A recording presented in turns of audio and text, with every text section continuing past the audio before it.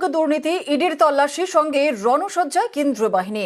Target মন্ত্রী সুজিত বসু এবং তৃণমূল বিধায়ক তাপস রায়। এ নিয়ে শীতের বাংলা গরম, তরজা তুঙ্গে। যদি কোনো কর্মক্ষেত্রে, কাজের ক্ষেত্রে কেউ এক পয়সা সুজিত বোসকে দিয়ে থাকেন, সুজিত বোস আজকেই রেজিগনেশন মুখ্যমন্ত্রীর কাছে পাঠিয়ে দেবে। তার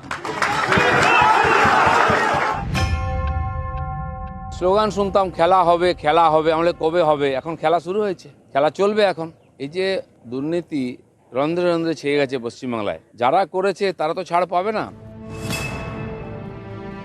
এইভাবে কাউকে আটকে, কাউকে বিব্রত করে জমি ফাঁকা করতে চাইছে, ফাঁকা মাঠে ওরা খেলতে চায়। এটা এক, রাজনৈতিক প্রতিহিংসা।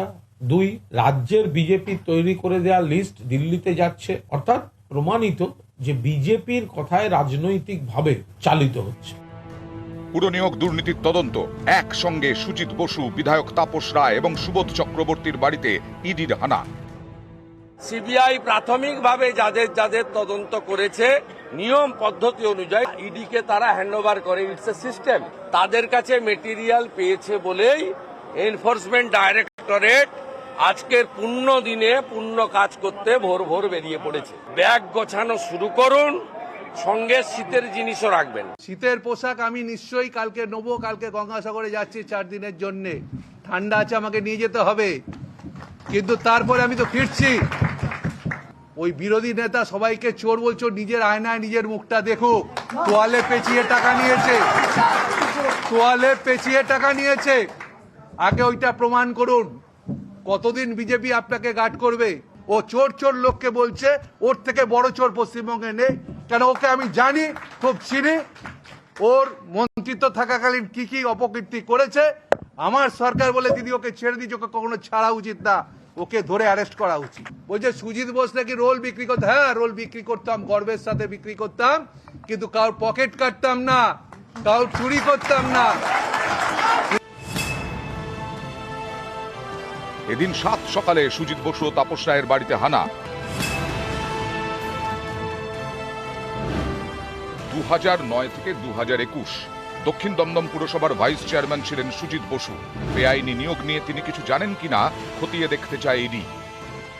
যদি কোনো কর্মক্ষেত্রে, কাজের ক্ষেত্রে কেউ এক পয়সা সুজিত বোসকে দিয়ে থাকেন, সুজিত বোস আজকেই রেজিগনেশন মুখ্যমন্ত্রীর কাছে পাঠিয়ে দেবে। তার 45 বছর রাজনীতিতে সুজিত বোস 10 বার ইলেক্টেড হয়েছে, 6 বার কাউন্সিলর, 4 বার সুজিত বোস বিধায়ক হয়েছে এবং একবার পার্লামেন্ট সুজিত বোস লড়েছে। জবাব তো আমরা মারামারির মধ্যে দেবো না, ব্যালটের মাধ্যম দিয়ে আমরা জবাব দিয়ে দেবো সামনে নির্বাচন।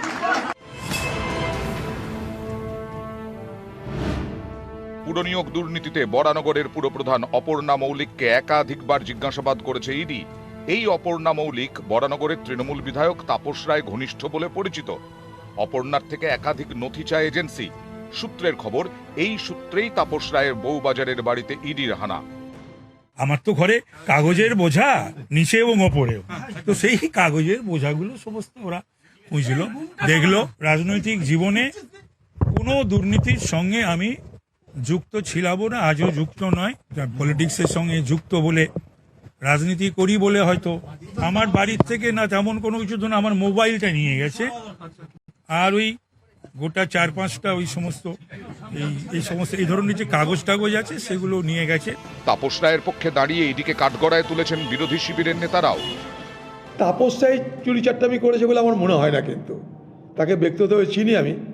এখন মানে হয়ে যাচ্ছে, ভিড়ভাড়টায় পড়ে যাচ্ছে আর কি। তাপস রায় ঠিক এই ক্যারেক্টারের লোক বলে আমি মনে করি না। সঙ্গদোষে কিছু হলে আলাদা কথা। এদিন উত্তর দমদম পুরসভার প্রাক্তন চেয়ারম্যান তৃণমূলের সুবোধ চক্রবর্তীর বাড়িতেও হানা দেয় ইডি। তার বিরুদ্ধে নিজের ছেলে এবং ঘনিষ্ঠদের চাকরি পাইয়ে দেওয়ার অভিযোগ। সূত্রের খবর, পুরনিয়োগ দুর্নীতিতে ধৃত অয়নশীলের সঙ্গেও নাকি সুবোধ চক্রবর্তীর যোগ পেয়েছে ইডি। সরকারকে কালিমা লিপ্ত করার, টিএমসি কে কালিমা লিপ্ত করার চেষ্টা, এটা তো পরিষ্কার বোঝা যাচ্ছে। একজন মন্ত্রী, একজন বিধায়ক কাম হাফ মন্ত্রী, ও তো deputy chief whip Tapas Roy, তার উপরে আমি একজন কাউন্সিলর, এক্স চেয়ারম্যান। এই 3টে ধাপের 3 জনের বাড়িতে গেছে। তার মানেটা কি? পুরো দলকে পেঁচাবার চেষ্টা করে। নিউজ 18 বাংলা।